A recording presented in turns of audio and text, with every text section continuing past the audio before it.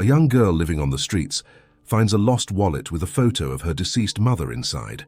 When she confronts the owner, a young millionaire, she uncovers a family connection that will change everything. This revelation sets off a journey filled with secrets, conflicts, and transformation. If you're enjoying this story, don't forget to subscribe to our channel and let us know what city you're watching from. Let's continue. I promise this will be the best story you'll ever hear. The afternoon was fading over New York City with that signature rush of a metropolis where everything seems to happen at once and nothing really matters beyond the next appointment, the next meeting, the next deal. On Fifth Avenue, the foot traffic was as intense as ever, a river of people hurrying along, each carrying their own universe of worries, dreams, and secrets. Among them, nearly invisible to the passing eyes, was a little girl of just 7 sitting on the sidewalk, her hand outstretched and her eyes cast down. Her name was Hannah, though that name was spoken so rarely that sometimes she herself forgot how it sounded on the lips of someone who loved her. She had been living on the streets for months, ever since everything in her life had changed so abruptly and painfully. Before, she had a mother, a small home filled with warmth, and the certainty that, despite the hardships, there was someone in the world who cared about her. But life has a cruel way of tearing from us what we love most, and Hannah learned this far too young. Her mother, Julia, was a woman with an easy smile and calloused hands, who worked as a cleaner in several office buildings downtown.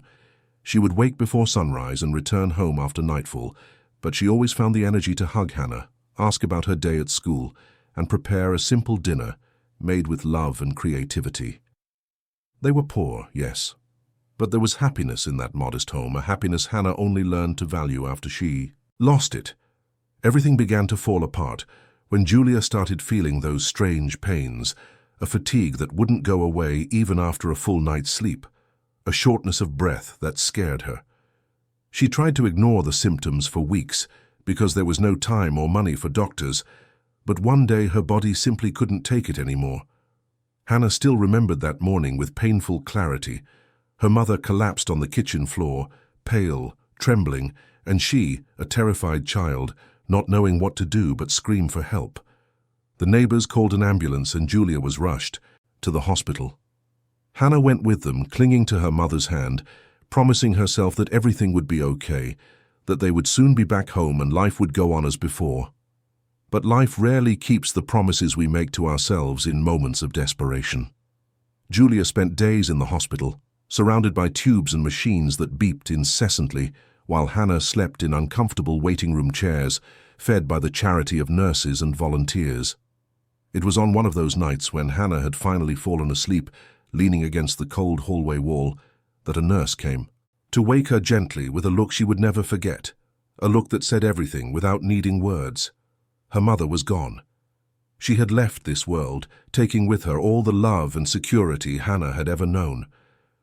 The little girl didn't cry in that moment. She just sat in silence, staring at nothing, trying to process information her childish mind refused to accept. After that, everything happened very quickly, and yet seemed to take an eternity. Since Hannah had no other known relatives, she was sent to a group home in the Bronx. The place was large, noisy and overcrowded, with dozens of children sharing cramped rooms and overwhelmed adults who could barely manage so many mouths to feed and so many souls to care for. Hannah spent weeks there, quiet, withdrawn, still processing the loss of her mother and trying to adapt to this new reality that had been forced upon her. But the group home wasn't a safe place. Hannah was small, fragile, and soon learned that there were dangers inside too. Older kids who stole her food, staff who pretended not to see when something wrong happened, and that constant feeling that no one really cared what happened to her. It was after a particularly difficult incident, one she preferred not to remember in detail, that Hannah made the decision that would change everything. She would run away. She would run to the streets, where at least she would have control over her own life, where she could run, hide, and survive however she could. And so, one cold morning before dawn, Hannah slipped out the back of the group home, climbing a low wall and running without looking back. She was only 6.5 at the time, but she had already aged decades in pain and disillusionment.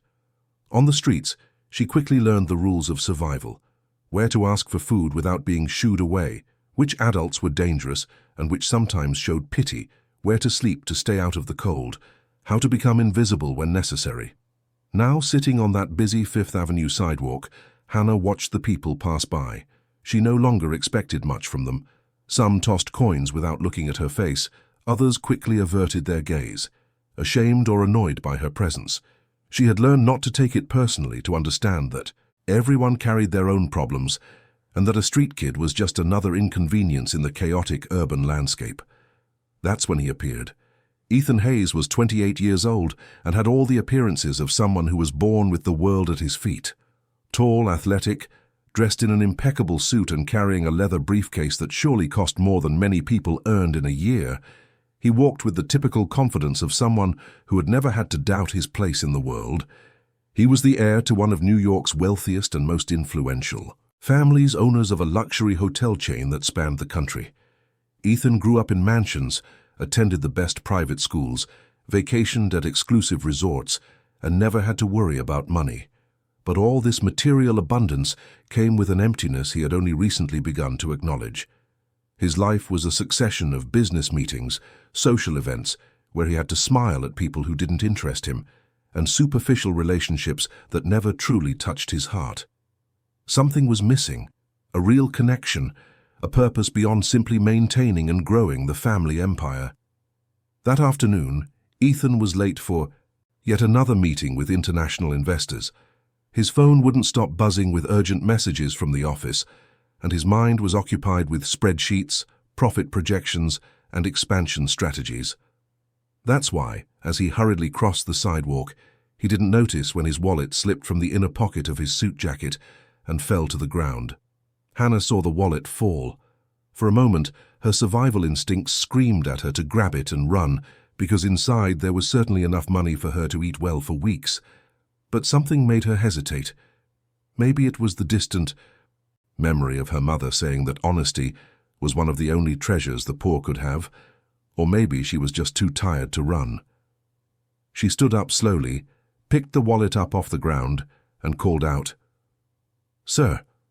Her small voice could barely compete with the noise of traffic and conversations, but something made him stop and look back. When his eyes met the dirty, barefoot girl holding his wallet with both hands as if it were something sacred, Ethan felt a pang of guilt mixed with irritation. He walked back to her with quick steps, took the wallet, and muttered a mechanical thanks, already turning to continue on his way. But Hannah didn't let go of the wallet immediately. Her eyes were fixed on something she had seen when she opened it to look for some cash, something that made her heart stop for a second. "Sir," she said in a trembling voice, pointing inside the open wallet, "why do you have a picture of my mom?" Ethan frowned, confused. "What are you talking about, kid?" He opened the wallet and searched through the cards and bills until he found the small compartment where he kept a single time-yellowed photograph. It was the image of a young woman with a shy smile and bright eyes, photographed in a park on a sunny day. He always carried that photo with him, though he could never explain exactly why. It was one of the few belongings he had found among his own mother's things after she passed away years ago. "This woman here?" Ethan asked, showing the photo to Hannah. The girl nodded, and her eyes filled with tears. "That's my mum. She was my mum. She's been gone for a few months. Why do you have a picture of her?"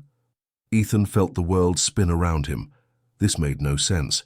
How could a street kid recognize a photo he had found among his deceased mother's belongings? He looked around at the indifferent crowd that continued to pass by, and suddenly all his urgent meetings, all his important commitments, seemed insignificant in the face of this impossible mystery. He knelt down, getting to Hannah's eye level. "What's your name?" "Hannah. Hannah Miller." The last name meant nothing to him, but there was something in the girl's eyes, something familiar he couldn't place. "Listen, Hannah. I don't know how you know the woman in this picture, but I need to understand what's happening. Can you tell me more about your mum? What was her name?" "Julia," Hannah replied, her voice choked with emotion. "Julia Miller. She cleaned office buildings. We lived in a small apartment in Queens. She always said I was all she had in the world."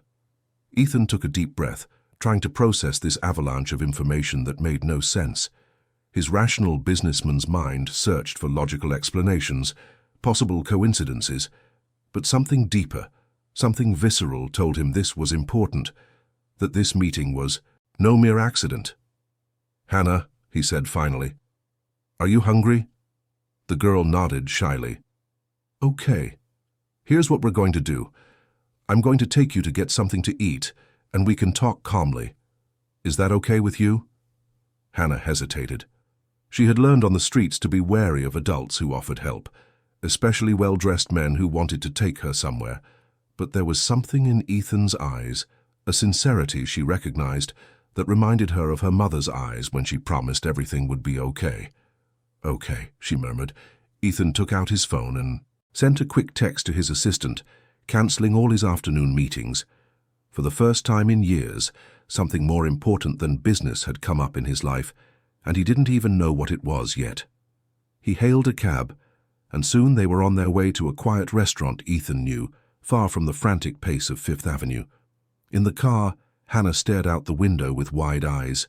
It had been so long since she'd been in a clean, comfortable vehicle like this. The driver turned on the air conditioning, and for the first time in months, she felt that cool sensation she had almost forgotten existed. Ethan watched the girl in silence, noticing the details that told a sad story: the tattered, dirty clothes, the tangled hair, the bare, bruised feet, but especially those eyes that had already seen too much pain for someone so young. When they arrived at the restaurant, Ethan asked for a private table in the back, away from the curious glances of other patrons. It wasn't because he was ashamed to be with a homeless child, but because he sensed this conversation required privacy. He ordered a generous plate of food for Hannah, who ate with a restrained voracity, trying to maintain some dignity even as she satisfied a hunger that had lasted for days. Ethan waited patiently for her to finish, watching in silence as he organized his own thoughts. When Hannah finally wiped her mouth with a napkin and looked at him with gratitude, he decided it was time to seek answers. "Hannah," Ethan began in a soft voice, "I need you to tell me everything about your mom, what she was like, where you lived, what happened, everything you can remember." And so in that secluded corner of a sophisticated New York restaurant, a 7-year-old girl began to tell her story. She spoke of Julia, of how her mother worked so hard but always found time for her, of the nights they slept huddled together on the thin mattress in their small room, of how Julia would sing softly to chase away her nightmares. She told him about the day her mother got sick, about the hospital, about those last difficult days when she held Julia's hand as she grew weaker, more distant. She spoke of the group home, of how lost and scared she felt there, of the decision to run away and try to survive on her own. And as she spoke, tears streamed freely down her face, years of pain and loneliness finally finding a safe space to be expressed. Ethan listened in silence, feeling his own heart ache with every detail of this childhood tragedy. When Hannah finished, emotionally exhausted, it was Ethan's turn to share his part of the story. He told her about his own privileged childhood, but also about the emotional absence of his father, a man obsessed with business who was rarely present. He spoke of his mother, an elegant but sad woman who had passed away when he was just 15, leaving a void that no amount of money could fill. "And it was among her belongings," Ethan explained, "that I found this photo. I never knew who the woman in the picture was. My mother never spoke of her, and my father always changed the subject when I asked. I kept the photo because somehow I felt it was important, that there was a story there I needed to know." Hannah looked at Ethan with her big, sad eyes. "Do you think your mum, or knew my mum?" Ethan was silent for a long moment, his mind working at top speed to connect dots that still didn't make complete sense. "I don't know, Hannah, but I'm going to find out. I promise you. I'm going to find out." At that moment, as the afternoon turned into evening outside the restaurant windows, two completely different lives intersected in a way neither of them could have predicted. Ethan looked at the fragile girl sitting across from him and felt something shift inside his chest, an inexplicable connection, an urge to protect, to care for, to not let. her go back to the streets. "Hannah," he said finally, "you need a place to stay tonight. A safe place where you can take a shower, sleep in a real bed. Will you come to my house? I promise you'll be safe. And tomorrow, we'll start investigating this story to find out how our mothers were connected." Hannah looked at him for a long moment, her childish eyes trying to gauge whether she could trust this rich, well-dressed man who had appeared in her life so unexpectedly. There was fear, yes, because life on the streets had taught her that trust was dangerous. But there was also hope, that stubborn spark of hope that still flickered somewhere deep in her heart, despite everything she had been through. "Okay," she whispered at last. Ethan felt a relief he couldn't explain. He signaled for the waiter, paid the bill, and together they left the restaurant. Night had completely fallen over New York, and the city continued its frantic dance of lights, sounds, and lives that crossed paths without noticing. But for Ethan and Hannah, something fundamental had changed. They didn't yet know the scale of that change, couldn't imagine the secrets they were about to uncover, or how that chance encounter would shape the rest of their lives. As Ethan's car drove through the illuminated streets toward his apartment on the Upper East Side, Hannah looked out the window, seeing the city with new eyes. For the first time in months, she wasn't alone. For the first time since her mother had gone, someone seemed to genuinely care what happened to her. And though there was still fear of the unknown, there was also that fragile, precious feeling she had almost forgotten existed. The feeling that maybe, just maybe, things could get better. Chapter 2. Ethan's apartment on the Upper East Side was everything Hannah had never imagined could exist. It occupied the top floor of a modern building, with enormous windows that offered a panoramic view of the city lights. The floor was polished marble, so clean she could see her own reflection, and the furniture looked like it had come from a design magazine. Hannah entered timidly, afraid of dirtying something with her dusty bare feet, but Ethan gently guided her to the main bathroom. "I'll have someone bring some proper clothes for you," he said. "For now, take a hot shower. Use as much water and soap as you want. There are clean towels in that cabinet. I'll leave one of my t-shirts out here for you to wear until the clothes arrive. Take your time, okay?" Hannah nodded, still not quite believing what was happening. When Ethan closed the door, she was alone in a bathroom that was bigger than the entire room where she had lived with her mother. The mirror above the sink reflected an image she barely recognized, a dirty girl with tangled hair and sunken eyes. She turned on the shower and waited for the water to heat up, something she hadn't experienced in months. When she finally stepped under the hot spray, she let her tears mix with the water, crying for everything she had lost and for the strange hope that was beginning to sprout in her chest. While Hannah was in the shower, Ethan sat on the leather sofa in the living room, his head in his hands. The photo of Julia was on the coffee table in front of him, and he stared at it as if he could extract all the answers he needed. He picked up his phone and, after hesitating for a few seconds, dialed the number of David Wallace, the Hayes family's attorney for over 30 years. "David, sorry to call so late," Ethan said when the lawyer answered. "I need your help with something urgent. Can you come to my apartment now? It's about something related to my father." David, a man in his early 60s with graying hair and an always impeccable posture, sensed the urgency in Ethan's voice. "I'll be there in 20 minutes, he replied without asking questions. While waiting for the attorney, Ethan went to the kitchen and made some hot chocolate. He didn't know exactly why he was doing it, but he vaguely remembered that when he was a sad little boy, his mother used to make hot chocolate for him. It felt like the right thing to do at that moment. When Hannah came out of the bathroom, wearing a huge t-shirt of Ethan's that reached her knees, her damp, clean hair falling over her shoulders, she looked like a completely different child. Her eyes still held sadness, but there was also a glimmer of recovered dignity. Ethan handed her the mug of hot chocolate and a soft blanket, gesturing to the sofa. "Sit here. I've called someone who might be able to help us understand this whole story. He was a friend of my father's and knows my family's history better than anyone." Hannah curled up on the sofa, wrapped in the blanket, sipping the hot chocolate as if it were the most precious liquid in the world. For the first time in months, she felt almost human again, almost like the girl she used to be before everything fell apart. When David arrived, he found Ethan and Hannah sitting in the living room in silence. The attorney, greeted Ethan with a firm handshake, and looked with curiosity and compassion at the girl on the sofa. Ethan made brief introductions and got straight to the point, showing him the photograph of Julia and recounting the unlikely encounter from that afternoon. "David, I need to know the truth," Ethan said in a firm voice. "This woman in the photo, Julia Miller, might have a connection to my father. Hannah says she was her mother. Do you know anything about this?" David's face visibly paled. He took the photograph with hands that trembled slightly and studied it for a long moment. When he finally looked up at Ethan, his eyes held a mixture of sorrow and reluctance. "Ethan," he said slowly, "there are things about your father that I had hoped I would never have to reveal. But given this situation, you deserve to know the truth. Your father, Arthur Hayes, was a man of many qualities, but also many flaws, and one of his greatest flaws was his inability to honor his personal commitments while building his business empire." Ethan felt his stomach tighten. "Go on," he said. "Your father had several extramarital affairs throughout his life.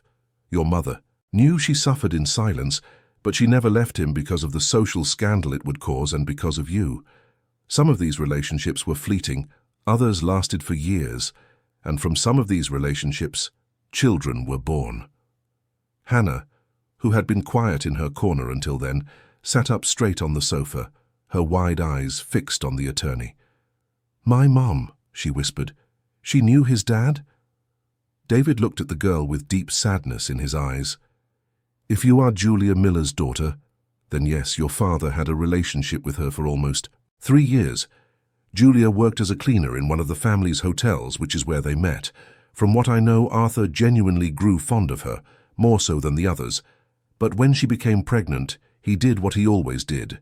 He disappeared, publicly denied any responsibility, and offered her money to keep quiet." "And she took the money?" Ethan asked, feeling a confusing mix of anger and sadness. "No," David replied. "Julia refused. She said she wanted nothing from him, except for him to acknowledge his daughter. But Arthur wasn't willing to do that. He was afraid of how it would affect his reputation, his business, his already fragile marriage. So she simply disappeared, raised her daughter alone, and worked hard to give her what she could." Hannah began to cry silently. "My mom never told me who my father was. Whenever I asked, she'd say he had left, that it wasn't important, that the two of us were enough. I thought he had abandoned us before I was even born." "That's what happened," David said gently. "But the abandonment was his choice, not hers. Julia was a dignified woman who did the best she could. With the circumstances she was given." Ethan stood up and began pacing the room, processing the flood of information. "So Hannah is my sister," he said, more to himself than to the others. "We have the same father." "Yes," David confirmed, "and there's more. In the last years of his life, your father had a change of heart. He knew he was sick, that his time was limited. He came to me and said he wanted to leave clear instructions in his will. He made a list of all the children he had out of wedlock, with names, birth dates, and the mother's information. And he left specific provisions that if any of them ever appeared or were found, they should receive protection and a share of the inheritance." "How many?" Ethan asked in a hoarse voice. "How many children did he have besides me and Hannah?"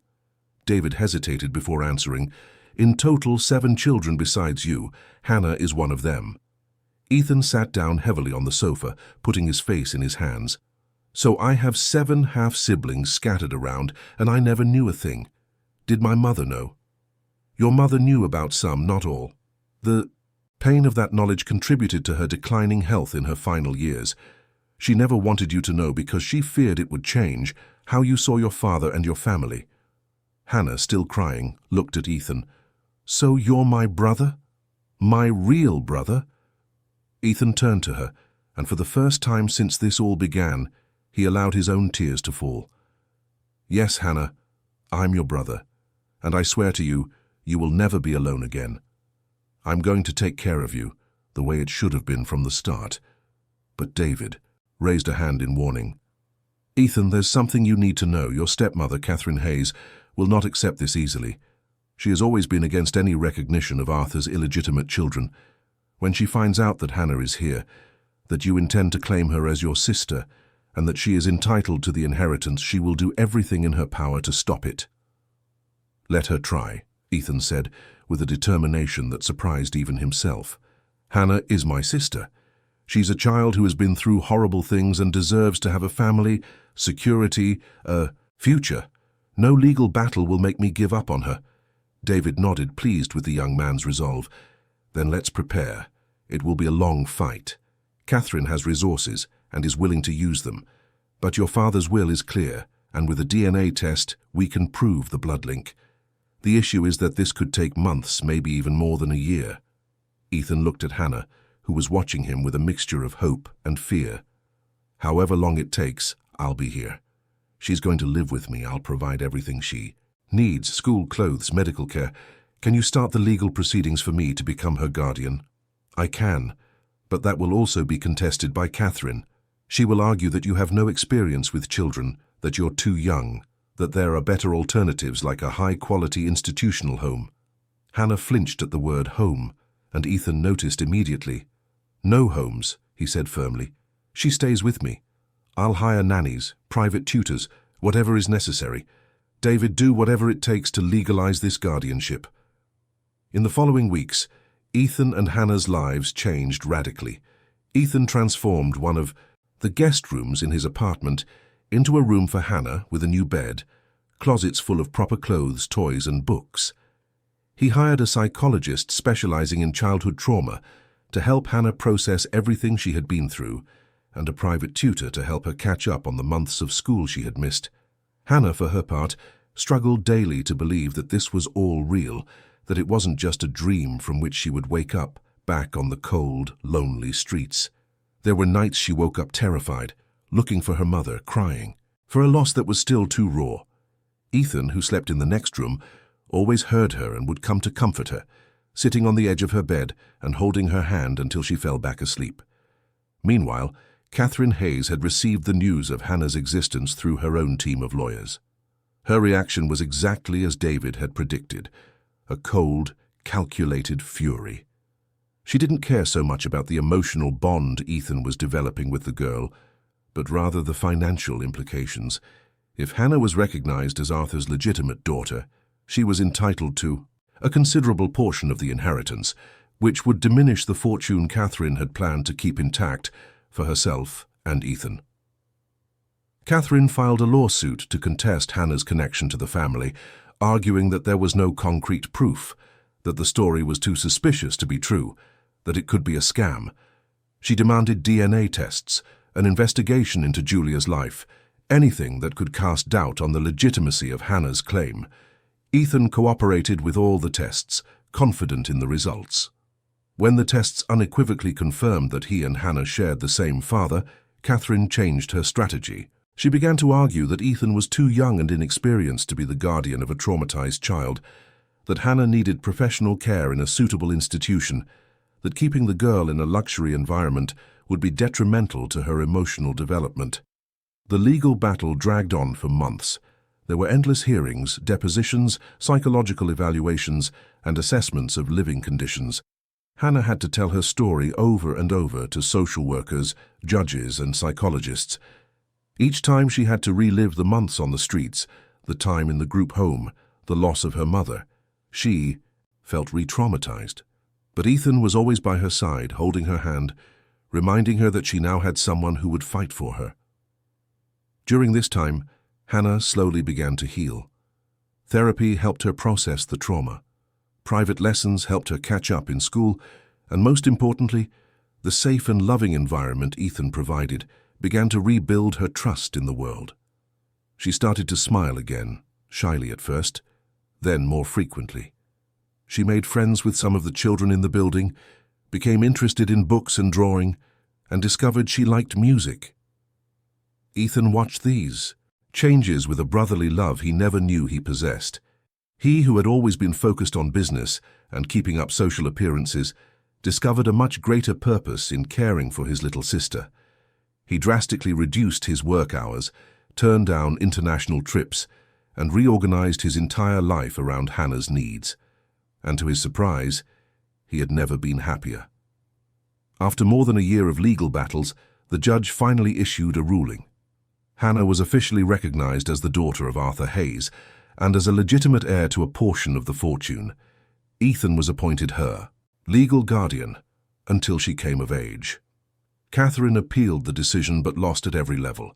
The law was on Hannah's side and the facts were indisputable. On the day they received the final news of their legal victory, Ethan and Hannah were sitting in the living room of the apartment, the same room where it had all begun more than a year earlier. Hannah, now 8 years old, looked completely different from the dirty, scared girl who had found a wallet on a Fifth Avenue sidewalk. She was healthy, well-fed, well-dressed, and most importantly, loved. "Ethan," she said, her voice still childish but with a wisdom beyond her years, "do you think Mum would be proud of me?" Ethan felt his eyes burn. He pulled his sister into a tight hug. "I'm absolutely sure she would be. Your mum was an incredible woman, Hannah. She loved you with everything she had, worked tirelessly to give you the best she could. And even though she's not here anymore, I know she would be immensely proud of the strong, brave girl you're becoming." "And do you think our dad," she hesitated, "did he regret abandoning us?" Ethan thought carefully before answering. "I think so. I think he realized too late the mistakes he made. That's why he left those instructions in his will. It doesn't justify what he did. It doesn't erase the pain he caused your mother and all the other women who passed through his life. But it shows that in the end he acknowledged that you existed and deserved to be cared for." Hannah was silent for a moment, processing. "You know what's weird?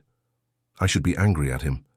I should hate him for abandoning my mom, for making her go through everything alone, but I just feel sad. Sad for him, for you, for your mum, for my mum, for all of us who lost so much time that could have been spent together." Ethan squeezed his sister's hand. "You have a very kind heart, Hannah, bigger than any resentment or grudge, and that's what will take you far in life." It was at that moment that Ethan's phone rang. It was David, and his voice sounded different, filled with an urgency Ethan couldn't place. "Ethan, I need to see you at my office tomorrow. I've discovered something important while investigating the documents your father left, something that will change everything again." "What is it, David? You can tell me now." "I'd prefer to do it in person, but I can tell you this much. Your father left more than just instructions about Hannah. There's information about the other children. We've located some of them." Ethan felt his heart race. "How many?" "3 so far, but we believe that with more investigation, we'll be able to find all 7. When Ethan hung up the phone, he looked at Hannah with a mixture of emotions she couldn't quite decipher. "What is it?" she asked. "Hannah," Ethan said slowly, "how would you feel about meeting our other siblings, our other half-siblings?" Hannah's eyes widened. "You mean they're real? We're going to meet them?" "It seems so. David has managed to locate some of them. I don't know how many, or who they are, or where they are, but if you want to, we can try to find them, to get to know them." Hannah was thoughtful for a long moment. Then she finally said, with the conviction only children possess when they believe deeply in something, "I want to meet them. They're our family, and family should be together, even if they were separated before." Ethan smiled, moved by his little sister's maturity and generosity.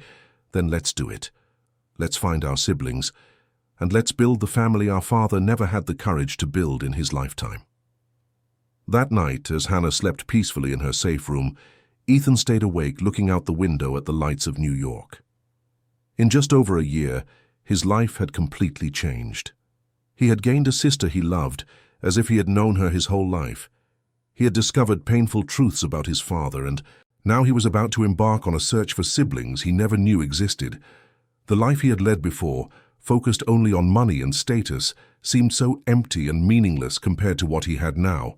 He had purpose, he had love, he had family, and for the first time in a long time, Ethan Hayes felt truly alive. Chapter 3. The meeting at David's office took place on a sunny Saturday morning. Ethan had brought Hannah with him, feeling she had as much right as he did to know about the siblings they were about to discover. The attorney's office was in the heart of the city, in an old but well-maintained building, with dark wood furniture and shelves filled with legal books that reached the ceiling. David greeted them with coffee and an air of restrained anticipation. There were folders organized on his desk, each with a different name written on the side. Ethan quickly counted them. There were 7 folders besides his and Hannah's. 7 lives his father had touched and then abandoned. "Before we begin," David said, "I want you both to understand that each of these stories is unique and painful in its own way. Some of these people know who their father was, others have no idea. Some have faced immense hardship, others have had relatively stable lives. But they all carry the mark of paternal abandonment, and we don't know how they will react to being contacted." Ethan nodded, squeezing Hannah's hand, who was sitting beside him. "We understand. We want to meet them, but we won't force anything. If any of them don't want contact, we'll respect that." David opened the first folder. "Let's start with the ones we've fully located. The first is Ryan Peterson, 24 years old, lives in Austin, Texas. He's a musician, plays guitar in bars and at events. His mother, Patricia Peterson, worked as a secretary in one of the Hayes hotels over 2 decades ago. She never told Ryan who his father was, only that he had left before he was born. Ryan grew up with the help of his maternal grandparents and had a modest but loving childhood." Hannah leaned in to get a better look at the photos David was showing. Ryan had a friendly face, slightly long hair, and eyes that seemed kind even in the photograph. "He looks nice," she commented shyly. David smiled. "He seems to be. His mother passed away 2 years ago, and it was only after that we found documents among her belongings that indicated Arthur as the father. Ryan doesn't know any of this yet." Moving on, he opened the second folder. Megan Davis, 26, lives right here in New York. She works as a nurse in a public hospital in the South Bronx. Her mother, Claudia Davis, also worked at the Hayes hotels in the housekeeping department. Unlike Patricia, Claudia told Megan the truth when she was 15. Since then, Megan has carried a lot of anger toward the father who never wanted to know her. Approaching her might be more difficult. Ethan looked at Megan's photo, a woman with a serious expression, her hair pulled back in a practical bun, wearing hospital scrubs. She had their father's dark eyes, and something in the shape of her face vaguely resembled Ethan himself. "We'll try anyway," he said. "She deserves to know she has siblings who want to meet her." The third folder revealed Leo Martin, 19, an engineering student in Chicago. His mother, Amanda Martin, was an auditor who had a brief affair with Arthur during a business conference. She raised Leo alone, but always spoke positively of his father, saying the relationship just hadn't worked out. Leo grew up curious about his father, but respected his mother's silence on the details. David continued opening the folders, revealing stories that intertwined with Arthur Hayes's in different yet equally complex ways. There was Chloe Foster, 31, the eldest of the illegitimate children, who worked as a lawyer in Washington, D.C. and had 2 young children. She had grown up knowing who her father was, but had never had any contact with him, building an emotional wall around the subject. There was Daniel Fisher, 22, who worked at an auto repair shop in Los Angeles, had tattoos on his arms, and a history of teenage rebellion. His mother had struggled with addiction, and Daniel had practically raised himself, spending a few years in foster care before finding stability with an uncle.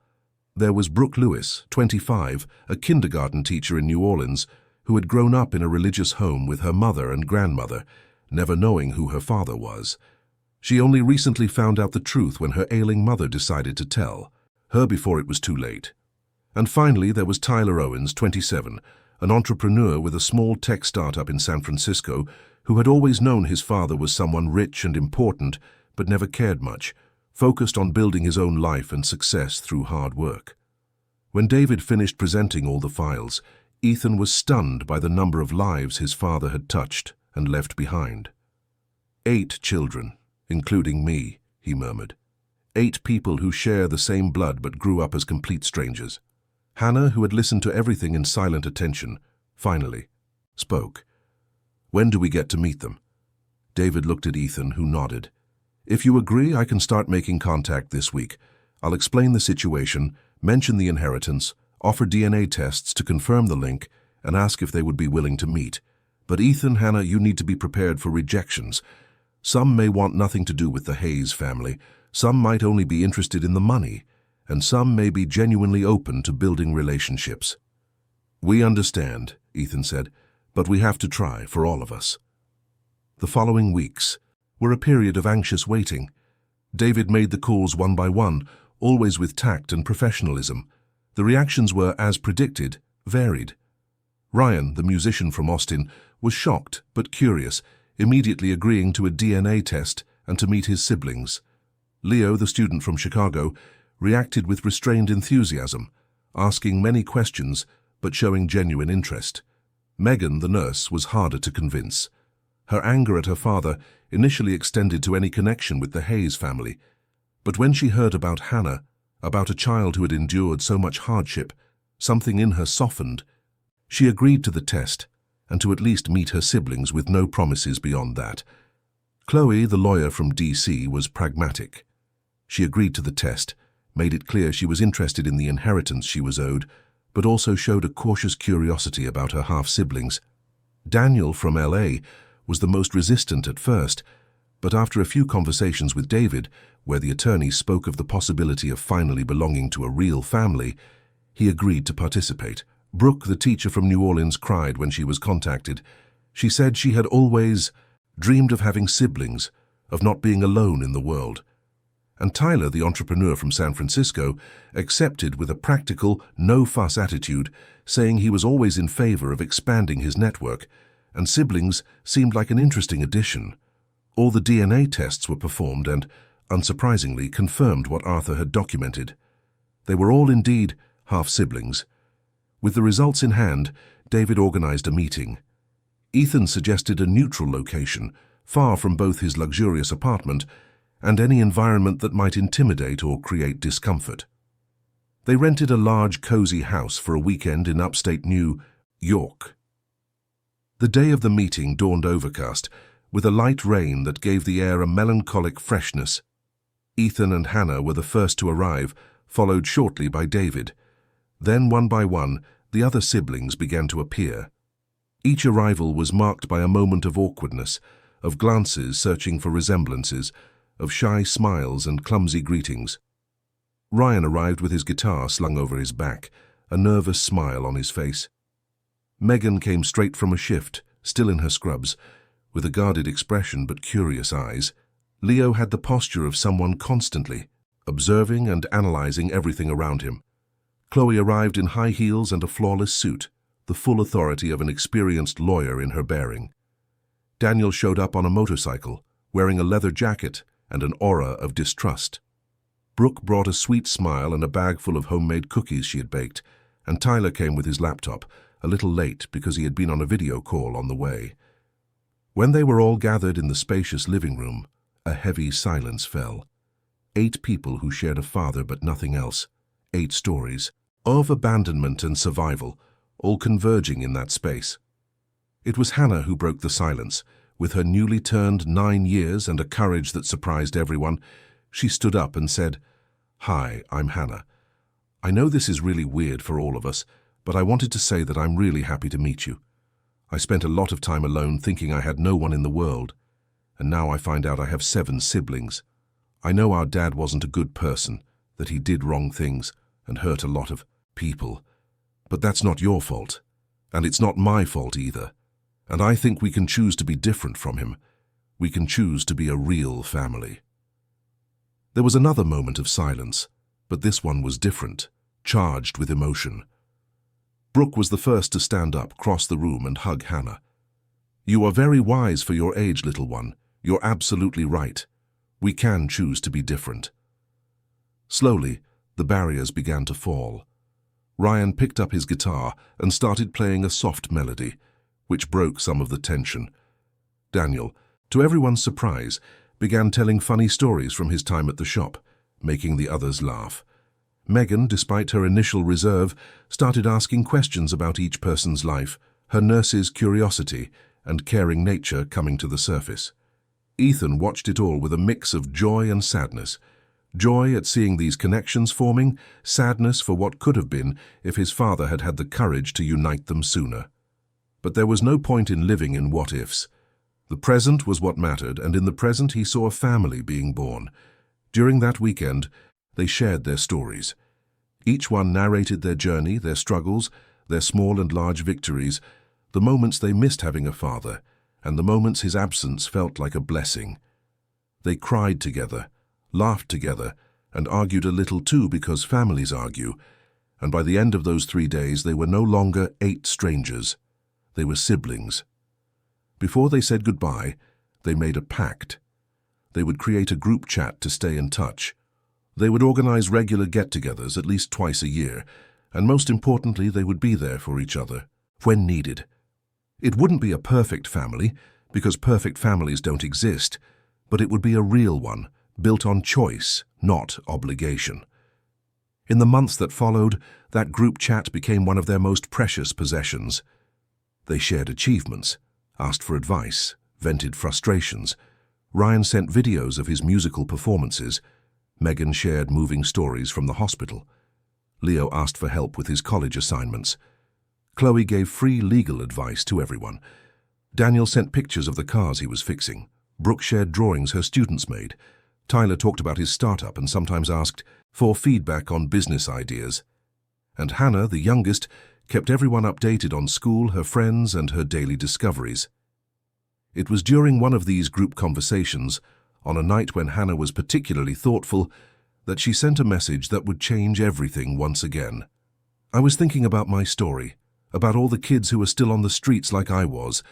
Do you guys think we could do something to help?" Hannah's question resonated with each of her siblings differently. For Ethan, who had already been thinking about ways to make his wealth more meaningful, it was a clear call to action.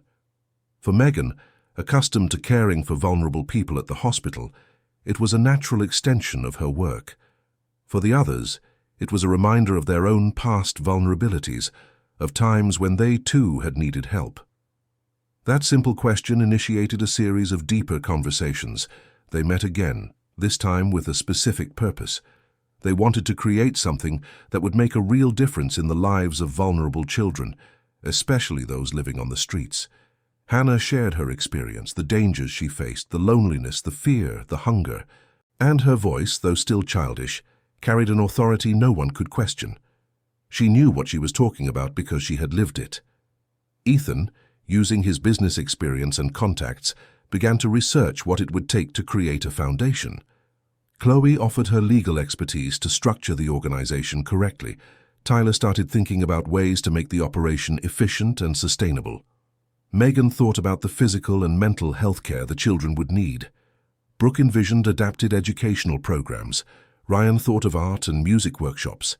Daniel proposed vocational training workshops. It took almost a year of planning, meetings, heated discussions, and a lot of hard work.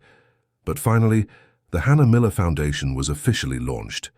The name was a tribute not only to the girl who inspired the project, but also to Julia, whose strength in raising a daughter alone under such adverse conditions deserved to be remembered. The foundation's first center was established in the Bronx, in an area with a high concentration of vulnerable families.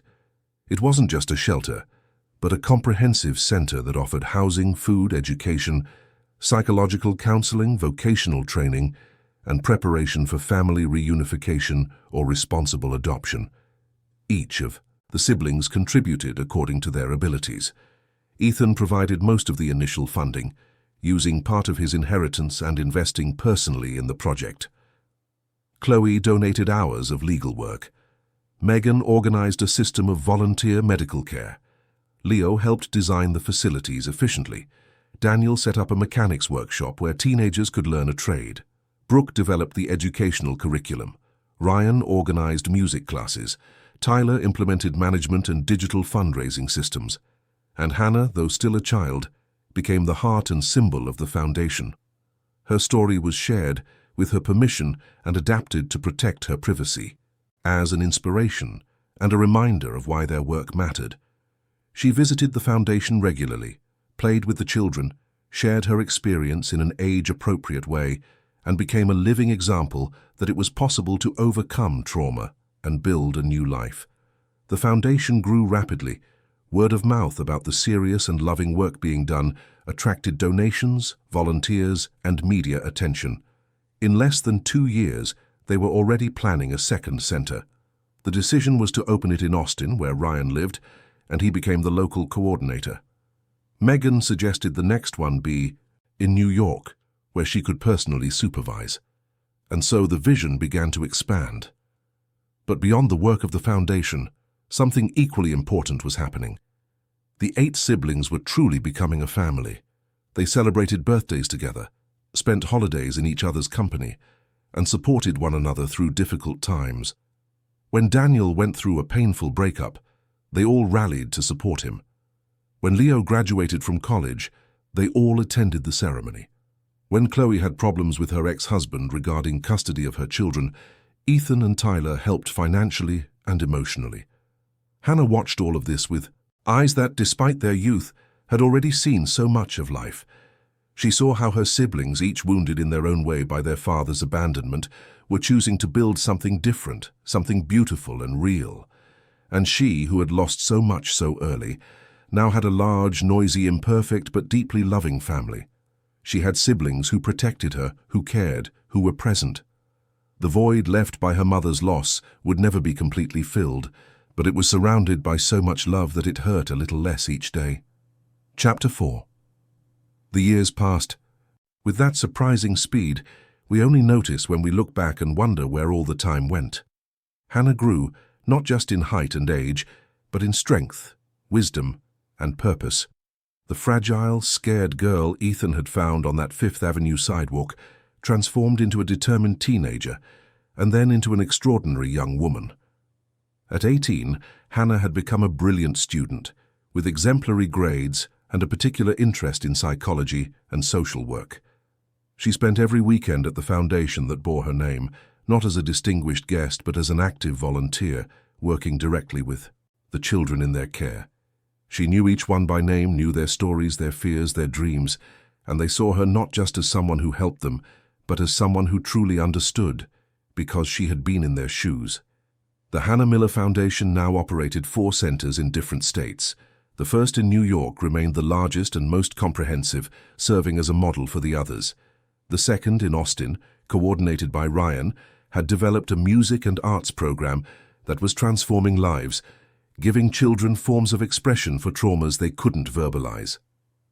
The third in New York, where Megan dedicated a significant portion of her free time, focused especially on psychological and medical care, with partnerships with local hospitals.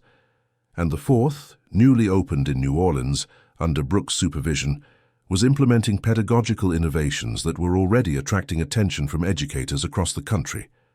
Each center had the active participation of at least one of the siblings, but they all remained involved in some way, whether through regular donations, volunteer work, or using their networks to gain more support. The foundation had sheltered and helped hundreds of children since its creation, and the results were visible not just in numbers, but in the concrete lives that had been transformed. Ethan, now 40, had become a respected figure not only in the business world, but also in the non-profit sector. He continued to manage the family business, but with a completely different perspective than he had before meeting Hannah. Profits were now partially directed to social causes. The Hayes hotel chain implemented programs to hire at-risk youth, and Ethan frequently gave talks on corporate social responsibility. He never married or had children, always saying with a smile that he already had more family than he could handle, and that Hannah was the daughter of his heart, even if she was officially his sister. The other siblings had also built their lives. Megan had specialized in pediatrics and volunteered in underserved communities in addition to her hospital work. Ryan had released 3 albums of original music, with lyrics about family, belonging, and overcoming adversity. Leo had graduated with an engineering degree and was working on developing affordable social housing projects. Chloe remained a successful lawyer, but now dedicated a considerable amount of her time to pro bono cases for vulnerable families. Daniel had turned his auto repair shop into a vocational school for at-risk youth. Brooke had published a book on inclusive education that became a benchmark in the field. And Tyler had sold his startup for an impressive sum and invested a large part of the money in social projects and the foundation's expansion. The relationship between the siblings was strong, but not without conflict, because real families have tensions, disagreements, and differences of opinion. There were times they argued heatedly about the foundation's direction, about financial matters, about personal decisions that some thought were right and others wrong. But they always found ways to resolve things, to talk, to remember that what united them was stronger than what divided them. Catherine Hayes, Arthur's widow, had remained distant from it all. After losing the legal battle, she retreated into a more reclusive life, bitter about what she considered a posthumous betrayal by her husband and a theft of his legacy. Ethan tried a few times to establish some kind of reconciliation, but she refused all contact. It was a wound that would likely never heal, but Ethan learned to make peace with it, understanding that he couldn't force forgiveness or acceptance from anyone.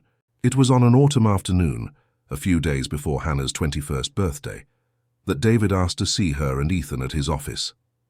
The attorney, now over 70 with a few more grey hairs, had a solemn expression when he received them. "Hannah," he said after the initial greetings, "your father left specific instructions for you to receive something when you came of age. Ethan already knew about this, but you didn't. I thought it appropriate to wait until this moment to deliver it." David took a sealed envelope from a locked drawer, clearly stored there for years. The envelope was made of thick, time-yellowed paper, with the name Hannah written in a firm but elegant hand. Hannah looked at Ethan, who nodded encouragingly, and then took the envelope with hands that trembled slightly. "You can open it now, or at home, in private," David said gently. "The choice is yours." Hannah took a deep breath. "I'll open it now. Ethan, will you stay?" "Of course. If you want me to, I'll be right here." With careful fingers, Hannah opened the envelope and pulled out several sheets of paper, covered in the same handwriting as the envelope. She began to read in silence, but soon tears started to stream down her face. Ethan stood up and sat beside her, holding her hand as she read. When she finished, Hannah was silent for a long moment, clutching the pages to her chest. "Do you want to share?" Ethan asked softly. "Or is it private?" Hannah wiped her tears and nodded. "I want to read it to you. You deserve to hear it too." And so, in that quiet office, with the noisy, indifferent city of New York outside, Hannah read the letter her father had written for her years before, knowing he wouldn't be alive to see her grow up. The letter began with an apology. Arthur acknowledged his mistakes, his cowardice, his inability to make the right choices when it mattered. He wrote about Julia, about how she had been different from all the other women in his life, about how his love for her had been real, intense, even frightening.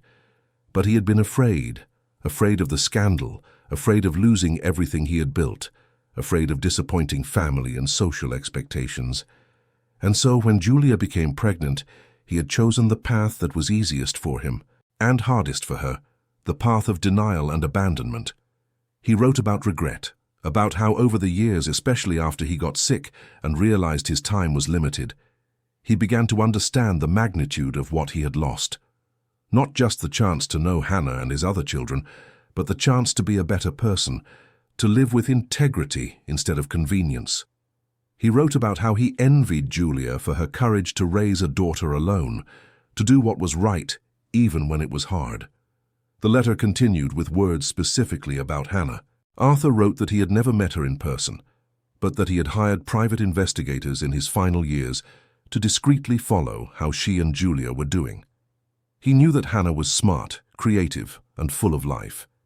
He deeply regretted not having the courage to introduce himself, to take responsibility, but he was afraid of the rejection he deserved, afraid of causing more pain than he already had. He ended the letter by asking for forgiveness, not because he thought he deserved it, but because he knew Hannah deserved the chance to choose whether to forgive him or not. And regardless of her choice, he wanted her to know that her mother had been the only woman he had ever truly loved, that the time they spent together had been the most honest of his life, and that Hannah was the fruit of that love, even if he hadn't had the courage to honor it. The last line of the letter simply said, "Be the person I didn't have the courage to be. I know you already are." When Hannah finished reading, the silence in the office was thick with emotion. David discreetly wiped his own eyes. Ethan squeezed Hannah's hand, not knowing what to say, because sometimes there are no right words for moments like these. Finally, Hannah carefully folded the pages and put them back in the envelope. Her voice was choked but firm when she spoke. "I forgive him, not because what he did was right, and not because the pain he caused my mother can be erased, but because carrying anger and resentment would only hurt me, and I've suffered enough in my life, and because in the end, even though it was too late, he tried to do something. He left instructions for me to be cared for all his children to be recognized. It's not enough, it never will be, but it's more than many would do." Ethan hugged his sister, feeling immense pride for the woman she had become. "Your mother would be so proud of you," he whispered. The Hannah Miller Foundation continued to grow in the following years. By the time Hannah turned 25, there were 6 centers in operation, with plans for 2 more. The organization had won national awards for social impact, had been the subject of documentaries and special reports, and most importantly, had concretely changed the lives of over 1,000 children. Hannah had graduated with a degree in psychology and completed a master's in public policy. She became the executive director of the foundation, bringing both passion and professionalism to the role. Her name began to circulate at conferences on children's rights, in public hearings on social protection policies, and in lectures to business leaders on social responsibility. Her personal story, of a girl who had slept on the streets of New York to a recognized leader in social causes, inspired thousands. But Hannah never lost her connection to the reality of where she came from.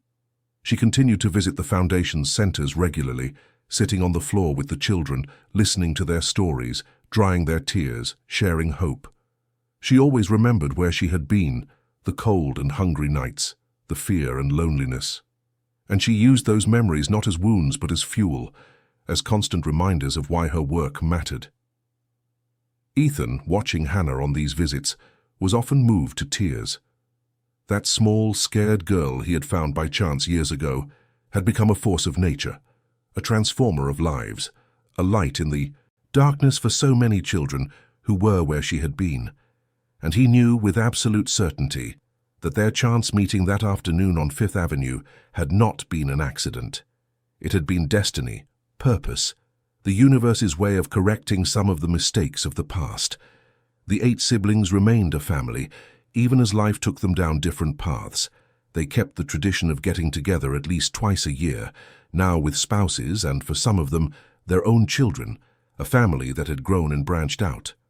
At their gatherings there was always a moment when someone would propose a toast to the father they never had, not to honor him, but to be thankful that from his failings, something as beautiful as the chosen family they had built was born.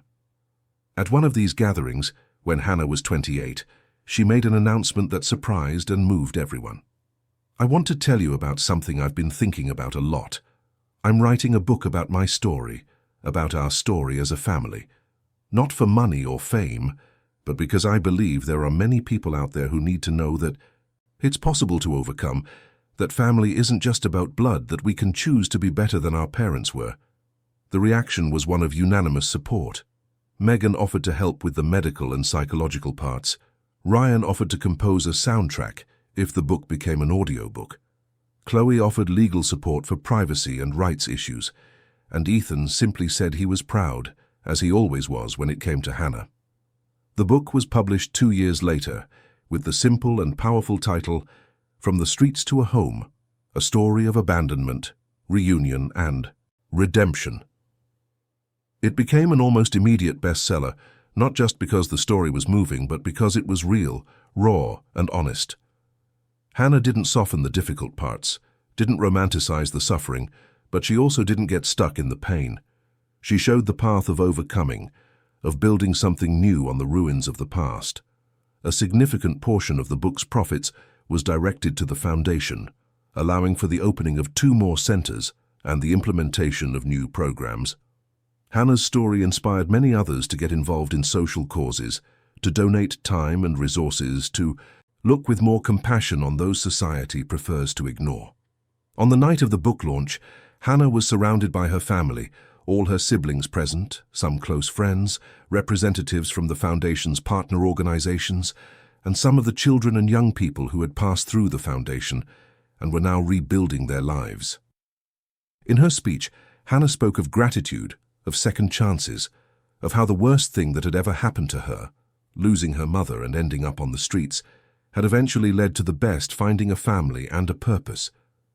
My mother, Julia, taught me about unconditional love, about doing the right thing even when it's hard, about never giving up, she said, her voice thick with emotion. My brother Ethan taught me about loyalty, about chosen family, about using privilege to make a difference. My other siblings taught me that family can be built, that we don't have to be defined by our parents' mistakes, that together we are stronger. And the children who pass through our foundation teach me every day about resilience, hope, and the incredible capacity of the human heart to heal. She paused, looking at the framed photo of Julia. On the table beside her, the same photo Ethan had carried in his wallet years ago, the photo that had started it all. This photo changed my life, she continued. When I saw it in a stranger's wallet, I couldn't have imagined it would be the beginning of such an extraordinary journey. My mother is no longer here physically, and my father never had the courage to be present when he could have been. But somehow, the love they briefly shared created not just me, but through a series of unlikely events, it created an entire family. It created this foundation.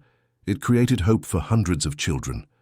Tears were now streaming freely down Hannah's face, but they were tears of gratitude, not sadness. So, I want to say thank you. Thank you to my mother, wherever she is, for loving me so much and so well in the time we had together. Thank you to my father, despite everything, for trying to do the right thing in the end.